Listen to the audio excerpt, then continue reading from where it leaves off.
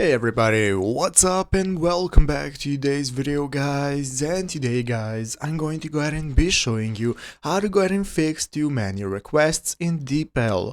This is a very simple thing to do, so make sure to watch this quick and easy video till the very end, follow my steps correctly, so you can make sure that this works the same for you and you can do this yourself. But yeah guys, let's get straight into it.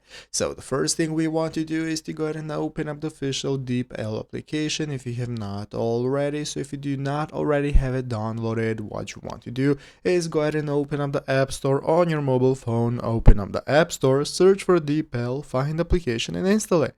So after installing and opening it up, this is going to be the main page you're greeted by, from where we can get started doing our translations. We have the settings right here to manage how our application works and so on. So let's go ahead and take a look at what to do to fix the two menu requests error in DeepL. So basically guys, this requires reducing request frequency by implementing exponential backoff. So what we're going to do is go ahead and implement exponential backoff. This is the API and developer solution. So you can configure your application to retry requests with a delay that increases each time rather than instant retries. But basically this is only if you're using the API for your website and you're the developer. If you do not know what this means and you are just trying to use the application but get too many requests, all you need to do is re-exit out of the application, turn your internet off and on, and open up the application again. Once you've done that, just try running it again. If the problem isn't with the server itself, it's going to work again, and this is how it's done. So I hope this video was helpful. If it was, make sure to leave a like and subscribe to the channel. Thanks for watching, take care and bye.